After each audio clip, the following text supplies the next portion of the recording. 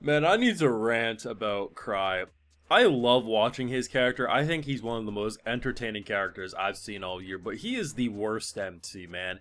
Or getting up there. Is he a bad person because he wants to be, because he's evil deep down? No.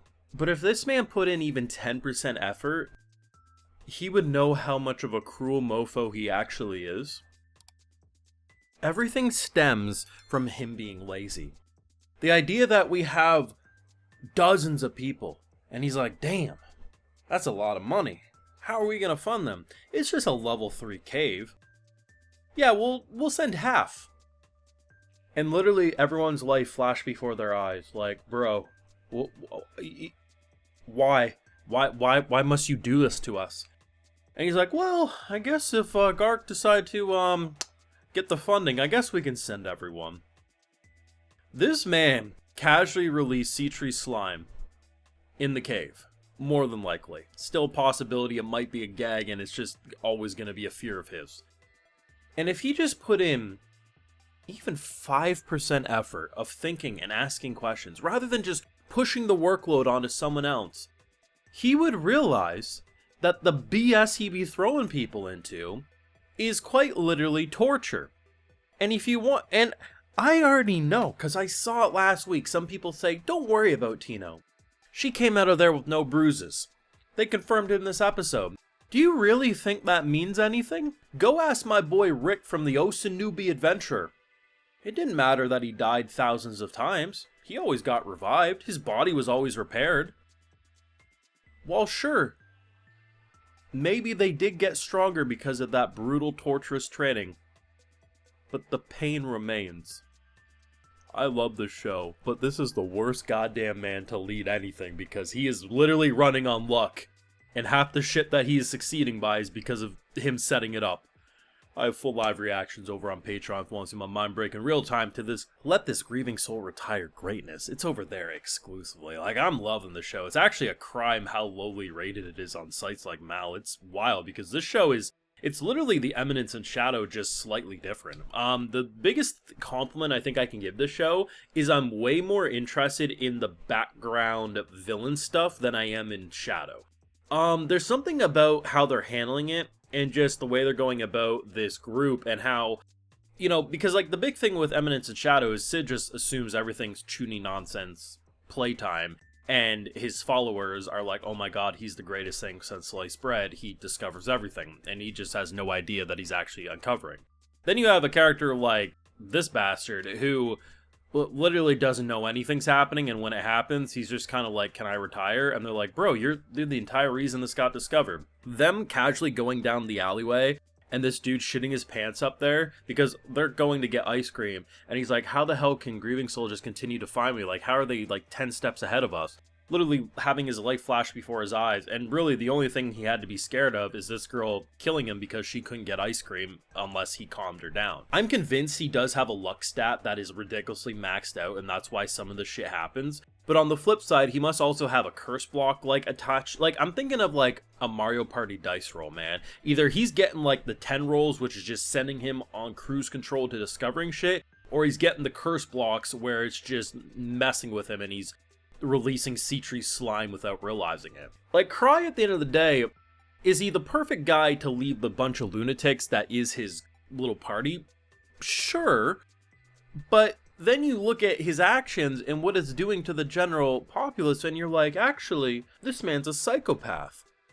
And the best part is the people who actually call him out are calling him out for right reasons. Like, you know, this dude's basically like saying, hey, like, why do we have to wait for reinforcements? Or why would a lowly level slime pop up? Why should I take advice from some lazy asshole who's not even coming? And to be fair, the dude be spitting facts. He is a lazy asshole. I mean, I think even Krai himself would admit to such.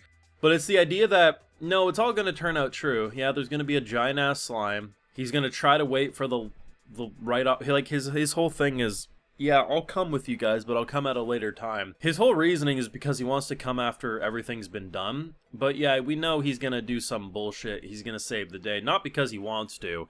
It's just, there's something so infuriatingly entertaining, and I love it about his character. Because I've I don't think I've ever quite seen a character I've been so infuriated with, but I wouldn't have it any other way and it doesn't stress me out. What I mean is we have a character who I think is perfect for the role. I wouldn't actually change him. I think he does everything he needs to do. His personality is a lazy asshole. But yeah, like when he sees someone about to get murdered, he tries to calm it down. But he is just the most lazy slob known to man. But unfortunately, that's the only person who can keep the Grieving Soul party not probably destroying the world. I mean, Seatree casually making slimes that could do that. You have this crazy bitch who, I'd swear to God, she'd blow up the whole damn capital if it meant ice cream date with her boy. It's just so, like, he's perfect. But usually this type of character would feel more like an asshole. No, he's just lazy. It stems from laziness. Everything that is infuriating about him stems from laziness. So when he's not being lazy, you're like, okay, he's a decent guy. He doesn't want people to die. But if he just read the goddamn manual of what the quest is before sending 3 people, this is the type of lazy that Tino could be in a full body cast. But because she can move her wheelchair with her thumb or something, like it's an automated one, he'll be like, no, it's an E rank quest. You'll be fine. But if he read the damn manual, he'd realize that a giant grizzly that can breathe fire flames of death is going to be there, not just the Teddy Ursas of the world. But he doesn't read it, so he sends her in anyway. Does she come out of it with a few extra levels? Maybe, but it doesn't change the fact that this lazy asshole gonna get everyone killed. I love it, don't get it twisted, but it's just, we're now 6 episodes in, and I'm actually breaking more and more, seeing how his laziness is gonna get everyone killed. And the only reason it doesn't is because I'm convinced he's the luckiest mofo known to man with a maxed out luck stat, and everything else is just null, void. I can respect the hustle of wanting to do jack shit, I really can. But unfortunately, he can't quite live like that. Because, like, you're a leader, my boy. You almost killed everyone because you didn't want to pay them. And I get the worry of the finances, but if you would have just asked, hey, how are we going to pay everyone, you immediately would have got the answer. Instead, you made everyone's life flash before their eyes.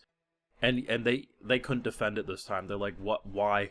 Please, for the love of God, tell me, why are you going to kill us like this? It's baffling. He is the best, worst character.